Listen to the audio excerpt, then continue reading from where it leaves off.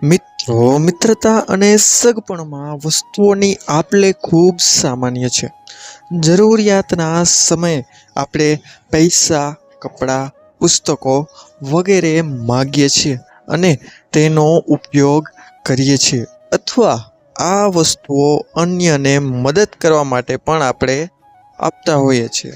મિત્રો, શાસ્ત્રોમાં કેટલીક એવી વાતો જણાવવામાં આવી છે જેની લેવડ દેવડ ક્યારેય ન કરવી જોઈએ.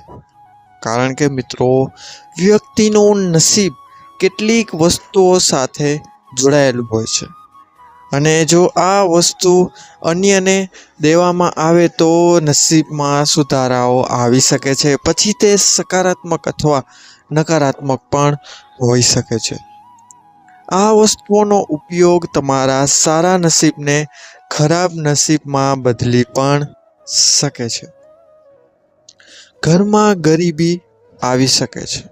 તો મિત્રો, ચાલો જાણીએ તે વસ્તુઓ વિશે જેના વ્યવહારથી નકારાત્મકતા આવે છે, અને તે વસ્તુઓને તમારે બીજાને ઉછીની એટલે કે આપવી જોઈએ નહીં.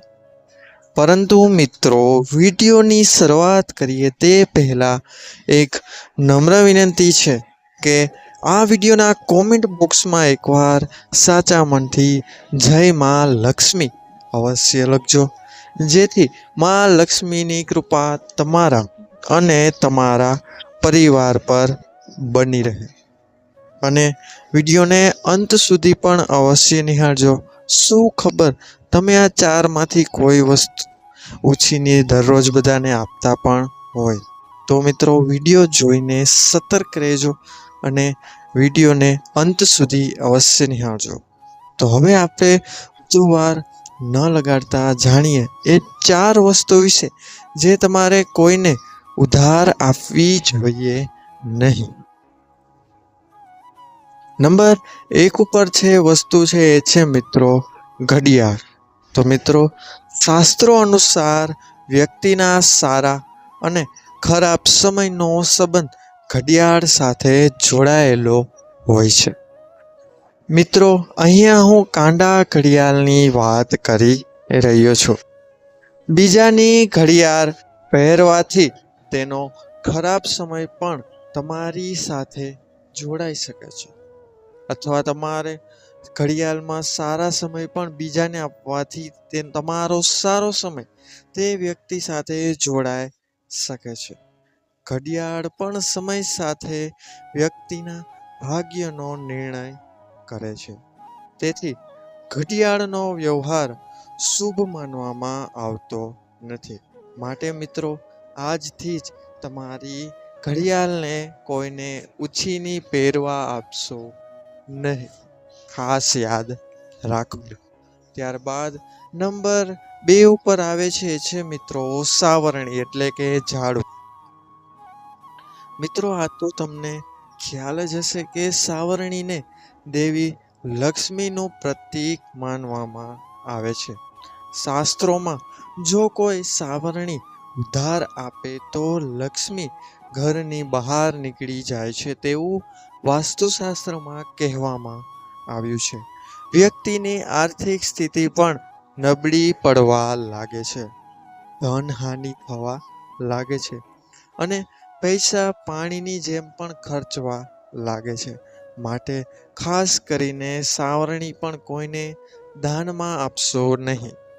તે જેના પૈસેથી લીધેલી હોય તે જ વાપરે તો જ તે સારું રહે છે.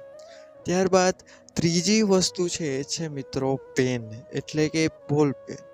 મિત્રો, ઘણી વાર લોકોને સ્કૂલ, કોલેજ કે અન્ય કોઈ જગ્યાએ પેન મંગાવવાની આદત હોય છે. શાસ્ત્રો અનુસાર કલમ વ્યક્તિના સારા અને ખરાબ કાર્યોની નોંધ રાખે છે. જો તમે કોઈની સાથે પેનની આપ-લે કરી રહ્યા છો તો તેને તમારી પાસે ન રાખો. તેને ચોક્કસપણે એકવાર ઉપયોગમાં લીધા પછી પરત કરી દેજો જે વ્યક્તિની તમે પેન લીધેલી છે. અને જે વ્યક્તિને મિત્રો તમે પેન આપેલી છે તેની પાસેથી પાછી લેશો નહીં, કારણ કે આમ ન કરવાથી તમારી કલમ સાથેનું સૌભાગ્ય બીજા સાથે પણ વહેંચાઈ જાય છે. માટે મિત્રો, પેન કોઈની ઉપયોગમાં લો તો તેને પરત કરી દેજો, અને જો તમારી પાસેથી કોઈ પેન લે તો તે પેનને તમે પાછી સ્વીકારશો નહીં, કારણ કે તમારા સારા ખરાબ કર્મોનું ફળ બીજાને મળવા લાગે છે. અંતિમ વસ્તુ છે જે મિત્રો સૌથી કોમન, સૌથી સામાન્ય વસ્તુ છે, એ છે મિત્રો મીઠું. મિત્રો, મોટા ભાગના ઘરોમાં ખાદ્ય પદાર્થોની લેવડ દેવડ ખૂબ સામાન્ય આજના યુગમાં થઈ ગઈ છે. શાસ્ત્રો અનુસાર મીઠું ક્યારેય કોઈને ઉધાર કે દાનમાં આપવું જોઈએ નહીં. તેને હંમેશા પૈસાથી જ ખરીદવું જોઈએ, કારણ કે મિત્રો મીઠાનો સંબંધ સીધો ચંદ્ર અને શુક્ર ગ્રહ સાથે છે. આ બંને ગ્રહો મીઠું ઉધાર લેવાથી નબળા પડી જાય છે, જેના કારણે ઘરમાં આર્થિક સંકટ આવવા લાગે છે. તો મિત્રો, આ હતી એ 4 વસ્તુ જે તમારે ભૂલથી પણ કોઈને ઉધાર આપવી જોઈએ નહીં. અને આ વિડીયો મિત્રો તમારા મિત્રજનો અને પરિવારજનોમાં અવશ્ય શેર કરજો, જેથી તેઓ પણ આ ભૂલ કરવાથી બચી શકે. તો મિત્રો, વિડીયો કેવો લાગ્યો તેની રાય અમને કોમેન્ટ બોક્સમાં અવશ્ય જણાવશો. અને પસંદ આવ્યો હોય વિડીયો તો વિડીયોને લાઈક કરી ચેનલને સબસ્ક્રાઈબ કરવાનું ભૂલશો નહીં. અને હવે મળીશું મિત્રો આપણે આવા જ નવા વિડીયો સાથે. ત્યાં સુધી બધાને મારા હર હર મહાદેવ. ધન્યવાદ અસ્તુ.